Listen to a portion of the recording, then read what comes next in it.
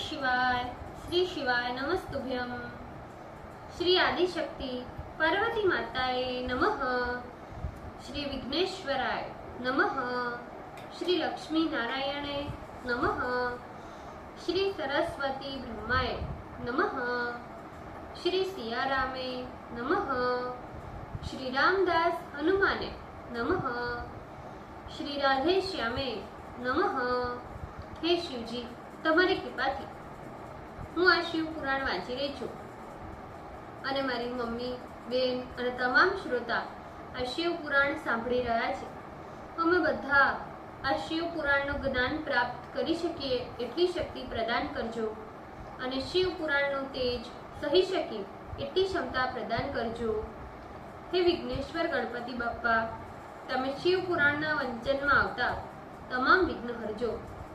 हे कृष्ण मनोहारिणी राधा जी, हे श्याम सुंदर, हे सिया राम जी, हे रामदास हनुमान जी, तमे शिव पुराण सांभळवा जरूर पधारजो अने मारा हृदयमां स्थान ग्रहण करजो। ओम नमः शिवाय। श्री शिवाय नमस्तुभ्यम। द्वितीय संहिता तृतीयो खंड पंचत्रिशोम अध्याय पद्मा पिपलाद चरित्र वर्णन, पेज नंबर 590। नारद जी बोले, हे तात, अनण्य के कन्यादान संबंधी चरित्र को सुनकर गिरिराज ने क्या किया, उस कथा को कहिए। ब्रह्मा जी बोले, हे तात, अनण्य के कन्यादान संबंधी चरित्र को सुनकर गिरिराज ने हाथ जोड़कर वशिष्ठ जी से पूछा, हे मुनि शार्दुल, हे वशिष्ठ, हे कृपानिधे, हे ब्रह्मपुत्र, आपने अनण्य की विचित्र कथा सुनाई। तदंतर अनण्य की कन्या ने पिपलाद मुनि को पति रूप में प्राप्त करने के अनंतर फिर क्या किया, वो सुखदायक चरित्र आप कहिए। तब वशिष्ठ कहने लगे, जरा से जर्जर पिपलाद मुनि उस अनण्य राजा की कन्या के साथ अपने आश्रम में जाकर बड़े प्रेम से निवास करने लगे।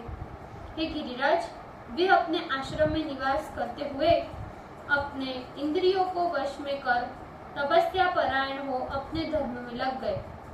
इधर अनण्य कन्या भी पिपलाद मुनि की सेवा मनसा वाचा कर्मणा और भक्ति से युक्त हो करने लगी, जिस प्रकार लक्ष्मी नारायण की सेवा करती है। एक समय जब वो सुस्मित भाषिणी गंगा स्नान करने जा ही रही थी, तब माया से मनुष्य रूप धारण किए धर्मराज ने उसे रास्ते में देखा। वे अनेक प्रकार के अलंकारों से विभूषित हो अत्यंत मनोहर रत्नों से जड़ित रथ पर बैठे हुए थे। उनका रूप नव यौवन से संपन्न एवं कामदेव के समान अत्यंत कमनीय था। धर्म ने उस सुंदरी मुनि पत्नी पद्मा को देखकर उसके अंतःकरण का भाव जानने की इच्छा से कहा, हे सुंदरी, हे राजयोग्य, हे मनोहरे, हे नवीन यौवन वाली, हे नित्य युवावस्था में रहने वाली, हे कामिनी, तू तो साक्षात लक्ष्मी है। हे तनवंगी, मैं सत्य कहता हूँ, तुम जरा ग्रस्त इस जर्जर मुनि के समीप शोभित नहीं हो पा रही हो। तुम तपस्या में लगे हुए इस क्रोधी तथा मरणोन्मुख ब्राह्मण को त्याग कर मेरे पास आ जाओ। मैं काम कला में निपुण एवं तुम्हारे लिए व्याकुल हो रहा हूँ। सुंदरी स्त्री पूर्व जन्म के प्रभाव से सौंदर्यातिशय को प्राप्त करती है, किंतु उस सौंदर्य की सफलता तो तभी है जब कोई रसिक उसका आलिंगन करे। हे सुंदरी, ऐसे तो काम शास्त्र में निपुण मेरी सहस्त्रों स्त्रियां है, किंतु हे कांते, तुम इस जरा जर्जर मुनि को छोड़कर मुझे अपना किंकर बनाओ और निर्जन मनोहर वन में, पर्वत पर तथा नदी के तट पर जहाँ चाहो वहाँ मेरे साथ विहार कर अपना जन्म सफल करो। वशिष्ठ जी बोले, ऐसा कहकर वो धर्मराज ज्यों ही रथ से उतरकर उस मुनि पत्नी का हाथ पकड़ना ही चाहते थे कि उस पतिव्रता ने कहा, हे राजन, तुम तो बड़े पापी निकले, शीघ्रता से दूर हटो। यदि तुमने मेरी ओर सकाम दृष्टि से देखा तो तुम शीघ्र ही नष्ट हो जाओगे। भला मैं तपस्या से पवित्र शरीर वाले उन महर्षि पिपलाद को छोड़कर पर स्त्रीगामी एवं स्त्री के वश में रहने वाले तुम्हारे जैसे पुरुष को कैसे स्वीकार कर सकती हूँ? जो पुरुष स्त्री के वश में रहता है उसके स्पर्श मात्र से सारा पुण्य नष्ट हो जाता है। स्त्री जीत तथा दूसरे की हत्या करने वाले पापी का दर्शन भी पापकारी होता है। जो पुरुष स्त्री के वश में रहने वाला है वो सत्कर्म में लगे रहने पर भी नित्य अपवित्र ही है।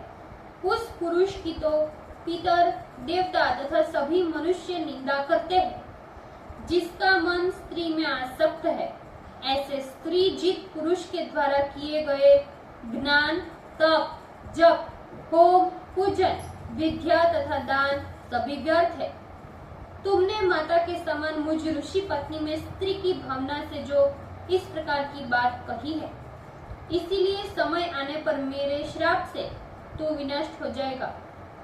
वशिष्ठ जी बोले, धर्मराज ने इस प्रकार सती पद्मा का श्राप सुनते ही अपना राजा का वेश त्याग दिया और देवता का स्वरूप धारण कर वे देवेश कांपते हुए कहने लगे, हे माता, मैं ज्ञानियों के गुरुओं का भी गुरु धर्म हूँ और पराई स्त्री में सर्वदा मातृबुद्धि ही रखता हूँ। मैं तो तुम्हारे मनोभाव की परीक्षा लेने के लिए तुम्हारे पास आया था और तुम्हारा सारा अभिप्राय जान लिया, किंतु हे साध्वी, विधि का ऐसा विधान है जो तुमने श्राप देकर हमारा गर्व नष्ट किया। यह तो तुमने उचित ही किया, इसमें मुझे कोई विरोध नहीं। इस प्रकार का शासन उन्नत मार्गगामियों के लिए ईश्वर द्वारा ही निर्मित है। जो ईश्वर सबको सुख दुख देने में तथा उसे दूर करने में समर्थ हो और जो सबको कर्म के अनुसार संपत्ति तथा विपत्ति देते हैं, उन शिव के निमित्त नमस्कार है। जो प्रभु शत्रु, मित्र, प्रीति, कलह का विधान करने में समर्थ है तथा जो इस सृष्टि का सृजन तथा संहार करने में भी समर्थ है, उन प्रभु शिव को नमस्कार है। जिन्होंने दूध को शुक्ल वर्ण बनाया, जल में शैत्य गुण प्रदान किया और अग्नि में दहकता शक्ति प्रदान की, उन शिव को नमस्कार है।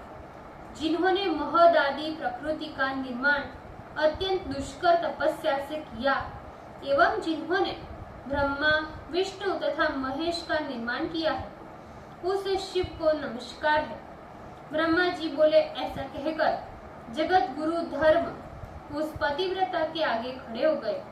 वे उसके पातिव्रतीय धर्म से संतुष्ट हो आश्चर्य से चकित रह गए और कुछ भी नहीं बोले। तब वो अनरण्य की कन्या, जो महर्षि पिपलाद की साध्वी पत्नी थी, जिनका नाम पद्मा था, वो धर्म को जानकर विस्मित होकर कहने लगे, हे धर्म, तुम ही सबके कर्मों के साक्षी हो, फिर तुमने मेरे मन का भाव जानने के लिए ऐसा कपट रूप क्यों धारण किया? हे ब्राह्मण, ये सब जो कुछ हुआ उसमें मेरा अपराध ही क्या है? मैंने तुम्हें ये श्राप अज्ञान से अथवा स्त्री भाव से व्यर्थ ही दे दिया। मैं इस समय इसी चिंता में हूँ कि इस श्राप की क्या व्यवस्था होनी चाहिए। मेरे चित्त में अब इस प्रकार की बुद्धि स्फुरित हो जिससे मुझे भी शांति प्राप्त हो। आकाश, दिशाएं तथा वायु भले ही नष्ट हो जाए, किंतु पतिव्रता का श्राप कभी नष्ट नहीं होता। हे देवराज, आप सतयुग में अपने चारों पैरों से दिन रात चंद्रमा के समान शोभित रहते हैं। यदि उस काल में तुम नष्ट हो जाओगे, तब तक सृष्टि का ही विनाश हो जाएगा। कर्तव्यता में मूढ़ होकर क्या मैंने ये झूठा श्राप दिया? हे सुरतम, अब तुम मेरे श्राप की व्यवस्था सुनो। त्रेता युग में तुम्हारा 1 पाद, द्वापर में 2 पाद और कली में 3 पाद नष्ट होंगे और कली के अंत में तुम्हारे 4 पाद नष्ट हो जाएंगे। तदंतर तुम सतयुग आने पर पुनः पूर्ण हो जाओगे। इसमें संदेह नहीं। सत्य में तुम सर्वव्यापक और अन्य युगों में कहीं कहीं ही रह जाओगे और कली के अंत में व्यवस्था अनुसार तुम जैसे तैसे घटते बढ़ते रहोगे। तुम इस प्रकार की व्यवस्था से मेरी बात भी सत्य हो जाएगी और तुम भी जैसे तैसे बने रहोगे। हे प्रभु, अब मैं अपने पति की सेवा के लिए जा रही हूँ और तुम भी अपने घर जाओ। ब्रह्मा जी बोले। पद्मा के वचन अनुसार धर्मराज अत्यंत प्रसन्न हुए। तदंतर इस प्रकार कहने वाली उस साध्वी पद्मा से बोले, हे पतिव्रते, तुम पति भक्त होने से धन्य हो। तुम्हारा कल्याण हो। तुम्हारा स्वामी तुम्हारी रक्षा करने के कारण मुझसे वर ग्रहण करे। तुम्हारा स्वामी युवावस्था को प्राप्त कर रति में शूर, धार्मिक, रूपवान, गुणवान एवं वक्ता हो और उसकी जवानी नित्य बनी रहे। हे शुभे, ये मार्तंडेय से भी बढ़कर चिरंजीवी हो, कुबेर से भी अधिक धनवान हो तथा इंद्र से भी अधिक ऐश्वर्यशाली रहे। ये विष्णु के समान शिव भक्त हो, कपिल के समान सिद्ध बुद्धि में बृहस्पति और समदर्शिता में ब्रह्मदेव के समान हो। तुम जीवन पर्यंत स्वामी के सौभाग्य से संयुक्त रहो और हे सौभाग्यवती देवी, तुम्हारा भी यौवन स्थिर रहे। तुम्हारे पति से भी अधिक चिरंजीवी एवं गुणवान तुमको 10 पुत्र हो, इसमें संदेह नहीं।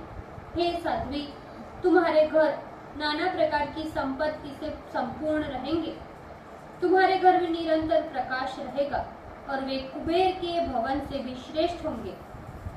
वशिष्ठ जी बोले, हे गिरिराज, ऐसा कहकर धर्मराज चुप होकर खड़े हो गए और पद्मा भी धर्म की प्रदक्षिणा कर अपने घर चली गई।